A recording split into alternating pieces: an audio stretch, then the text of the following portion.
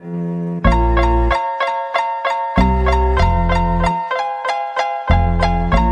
Snoop Dogg and D.I.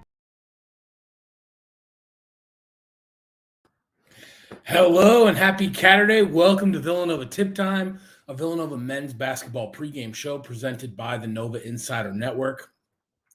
I'm your host, Chris Notaro. We are here on this beautiful February Saturday night for Villanova to take on Seton Hall from the Wells Fargo Center in Philadelphia, Pennsylvania, on the eve of the Super Bowl, of course, in which the Philadelphia Eagles will be playing against the Kansas City Chiefs tomorrow. So welcome, everybody, and let's hope that the Cats have us feeling good headed into Super Bowl Sunday, huh? Before we get introducing Seton Hall, let's talk about some big news from this week.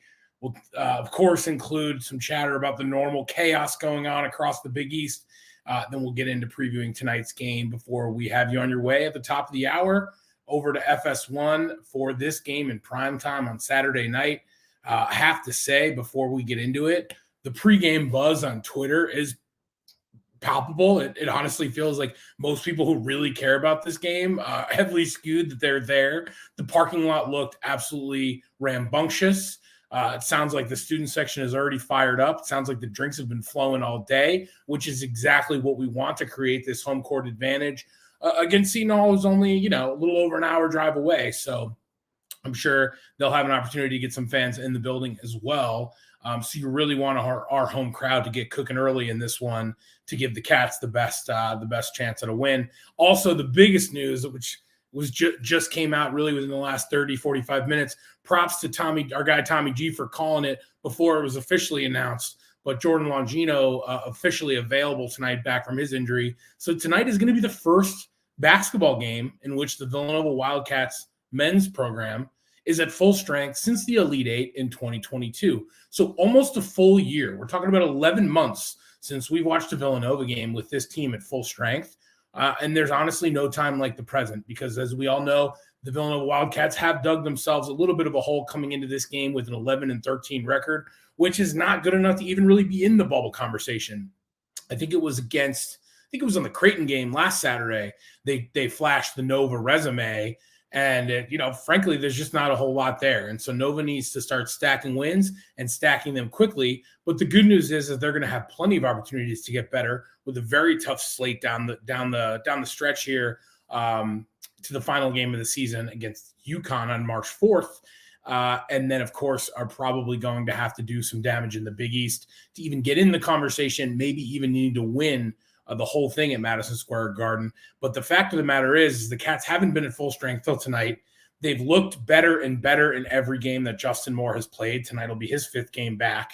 And you have to think that if the Cats are going to make some noise, it's going to have – it will have already started this week, but this is a game that they're going to have to win. So, riding high coming off of the game on Wednesday night against DePaul, what did we see? Well, I think that was really the biggest news of the week for the Cats fans because even though it's DePaul, you don't want to, obviously over-index on that given that they're in sort of the lower tier of Big East teams.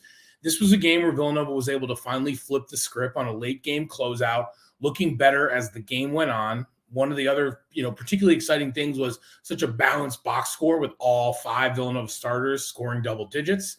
You had Caleb Daniels leading the way with 18 points on a very efficient shooting night, which you love to see from him. Justin Moore, like I said, just keeps inching his way back towards full strength, adding 17 points in this game against DePaul on Wednesday. And again, he scored a little bit more every night, improved his efficiency a little bit more every night. I will note he had 17 points despite being 2 for 10 from deep. So he was a slightly higher three-point efficiency away from having a monster game, and he's getting the shots up. So I made a joke earlier, like 2 days ago, saying, let's see if we can get a player prop on Justin Moore over 17 points tonight because I'm taking it if I can find it. Cam Whitmore dazzled with 17 and 7, adding a couple of highlight reel plays as he's become accustomed. I thought Eric Dixon had a great game with 13 points, 8 boards, 5 assists. Brandon Slater had 10 points and 7 boards. And then you got to give honorable mention to Brendan Housen off the bench with the flamethrower, adding a few threes. You just love to see that getting more in the mix as we get down the stretch here. And also when you look at, a lot of the chatter around next season, right? Some concerns over what the makeup of this Cats roster is going to look like, who's coming back, who's not. Will they go shopping in the transfer portal for the first time? A lot of question marks when you look at next year's team, but Brendan Housen getting more minutes and getting more shots up is a really good thing for Nova Nation when you look ahead to the future. And like I said, we don't want to get too far ahead of ourselves. DePaul is 10th out of 11th in the Big East. And while this wasn't, I don't know that I would call this a full 40-minute performance, but the Cats got better as the game went on, which is sort of in reverse from what we had seen in recent weeks and really throughout the season, where the Cats have been sort of strong in the middle and sputtered down the stretch. So you love to see that kind of changing at the right time, because that's exactly what they're going to need to do to claw their way sort of back into the conversation. Before we get into Seton Hall and tonight, let's talk about some news and notes. I want to start with Villanova Wildcats in the NBA. And for any of you that watched Wednesday's game, you witnessed some NBA trade deadline drama in real time, as the Knicks, mostly in attendance, supporting Jalen Brunson on his jersey retirement night, traded for 2016 national champion and Brunson's college teammate Josh Hart. Super exciting for Nova Nation. And Jalen Brunson himself, as a video of Brunson's reaction taken by one of our own fans, proceeded to blow up with like 4 million views or something like that and counting, which is awesome. But less awesome was that Ryan Arcidiacono was also involved in this trade, heading out to Portland, leaving the Knicks. So for those of us that are Villanova Knicks fans, you would have loved to have all three of them on the team. Sorry to see Ryan Arcidiacono go, although maybe he'll have an opportunity now to get some more minutes with the Blazers. And I think for his career, that might be a great opportunity for him. So obviously wish him the best on the other side of that trade.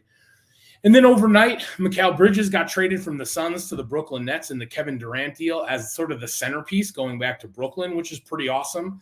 As a buddy of mine texted me just a few minutes ago, it's pretty awesome that the anchor pieces of both New York basketball team, both pro basketball teams in New York City, the anchor piece are Villanova guys for both of them, with Jalen Brunson at Madison Square Garden and Mikal Bridges at Barclays Center out in Brooklyn. So a great time to be a Villanova Wildcat. Watching the NBA games with some vested interest, really for probably the best time in history from that aspect, as far as watching Villanova Cats in the NBA.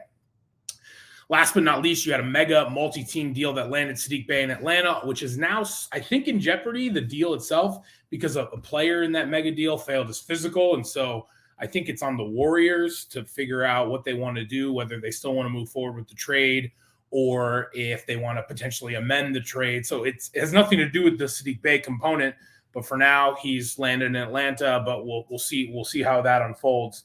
I think the Warriors have until midnight tonight to figure out what they want to do there. On the non-trade front, of course, we have Jalen Brunson absolutely tearing it up, having what I've repeatedly called a generational season for a point guard in Madison Square Garden for the New York Knicks.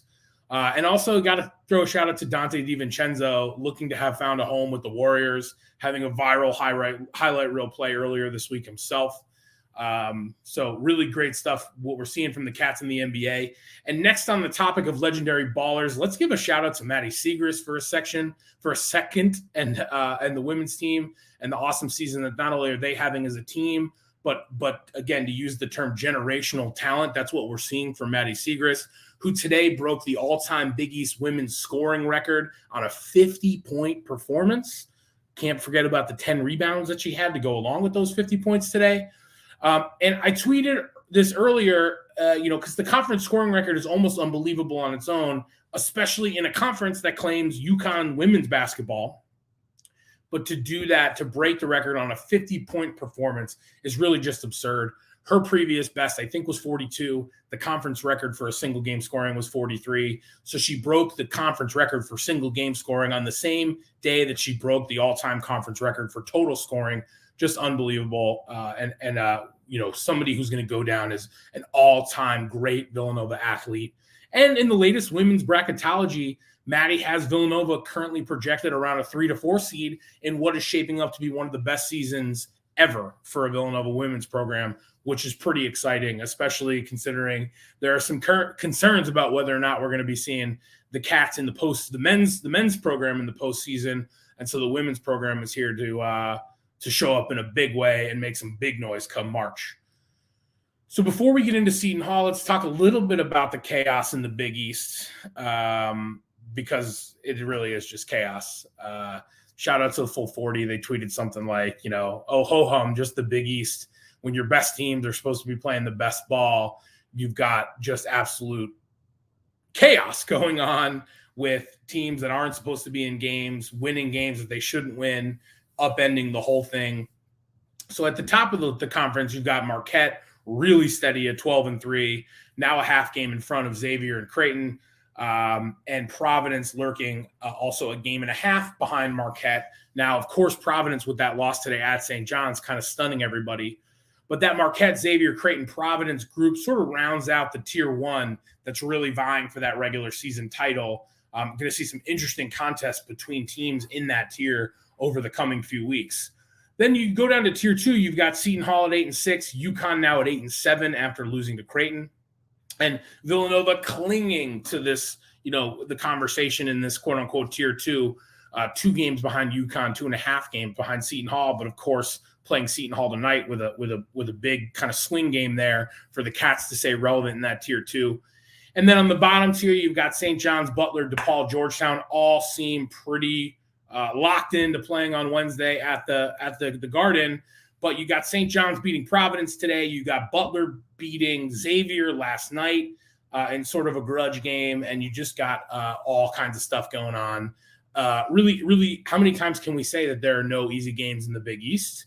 And even Georgetown, who's a very talented team, even if they have inept coaching, has given some good teams a run for their money this year. So no doubt Big East tournament at Madison Square Garden in the second week of March is going to be the best conference tournament in the country. Really no arguments to be heard about that, especially not from your whiny ACC friends on their way down to the subway to take it out to Brooklyn.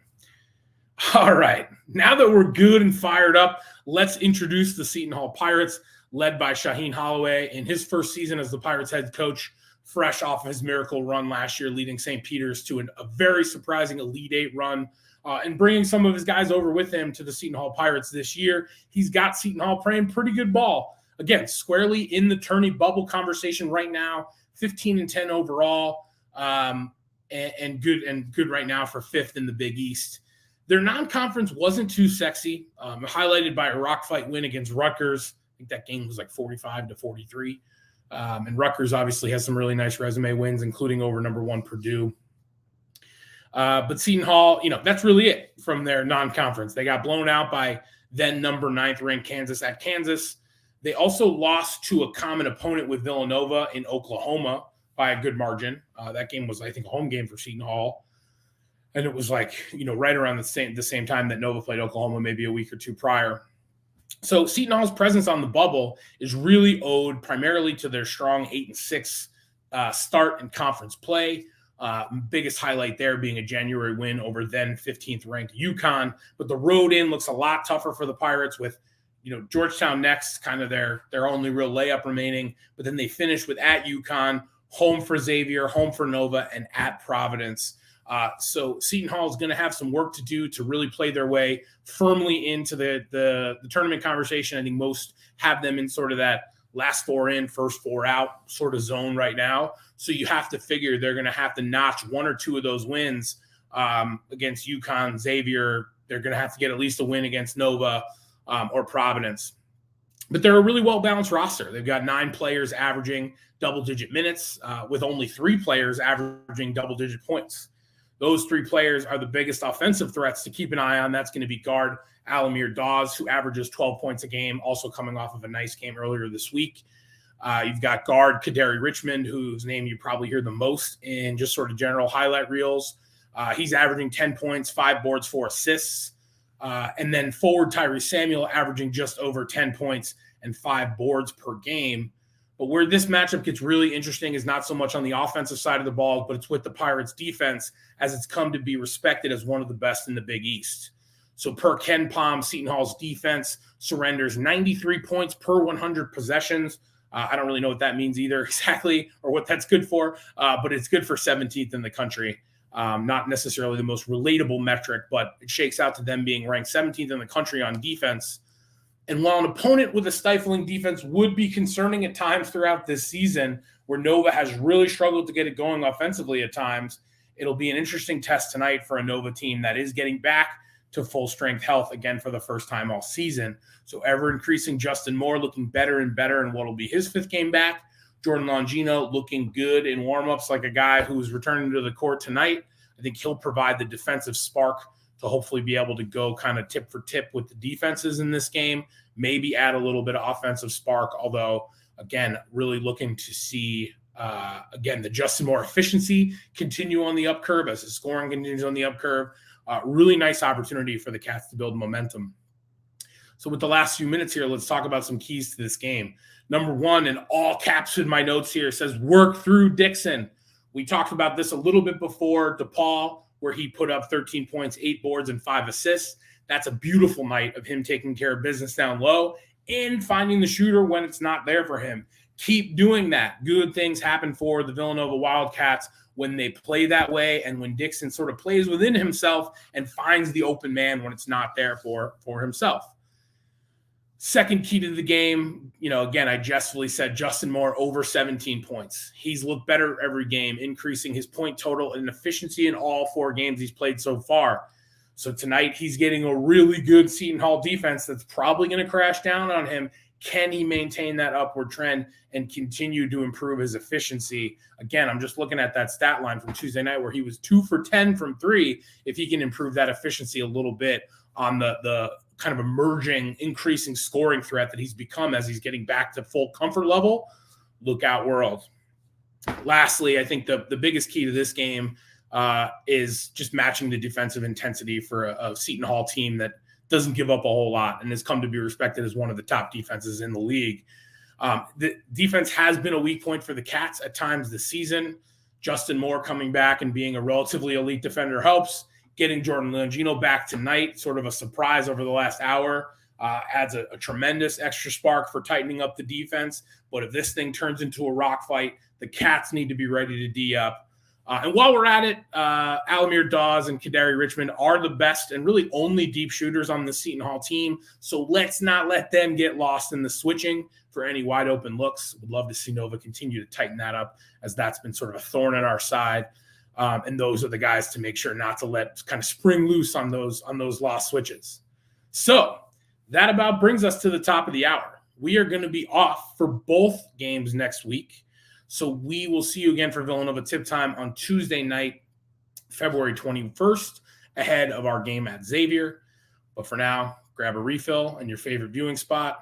I'm your host, Chris Notaro. Get over to Fox Sports 1 because, ladies and gentlemen, it's tip time.